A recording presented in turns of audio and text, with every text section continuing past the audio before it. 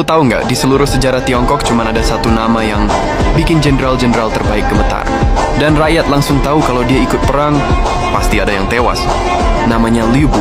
Dia dijuluki manusia terkuat di bawah langit, ikon kekuatan brutal, tapi ironisnya, hidupnya penuh kebodohan politik, pengkhianatan, dan akhir yang memalukan. Liu Bu lahir sekitar tahun 161 Masehi di Bing Province, wilayah utara, Tiongkok yang keras, penuh prajurit kelas berat. Masa kecilnya tidak banyak tercatat, tapi jelas dia dibesarkan di lingkungan militer.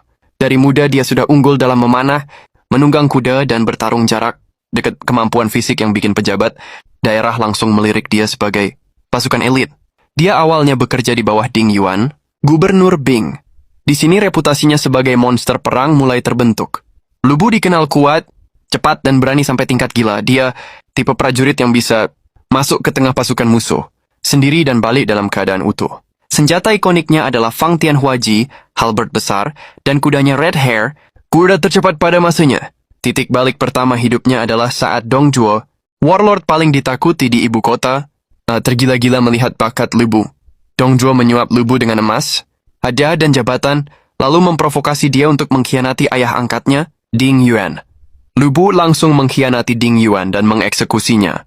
Dari sini dimulai pola hidupnya, kekuatan besar, keputusan kurang pintar, pengkhianatan berantai. Sebagai tangan kanan Dong Zhuo, Liu Bu jadi simbol teror. Dia diangkat sebagai anak angkat kedua Dong Zhuo, diberi pasukan elit, dan jadi petarung nomor 1 di seluruh kekaisaran. Tapi hubungan mereka kacau. Liu Bu temperamental dan mudah dimanipulasi. Dong Zhuo juga memiliki nafsu yang tak terbatas. Dan konflik memuncak karena seorang wanita bernama Diao Chan, salah satu 4 wanita cantik Tiongkok kuno. Diao Chan digunakan sebagai alat untuk memecah belah mereka berdua. Ketika Liu Bu merasa dipermainkan dan dikhianati oleh ayah angkatnya sendiri, Dong Zhuo, ia setuju untuk mengkhianati Dong Zhuo sampai tewas.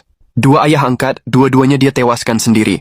Legenda tragedi yang sudah lengkap sejak awal. Setelah kematian Dong Zhuo, Liu Bu jadi free agent paling berbahaya di Tiongkok. Banyak warlord mencoba rekrut dia, tapi semuanya berakhir sama. Dia selalu merasa tidak dihargai, lalu mengkhianati mereka.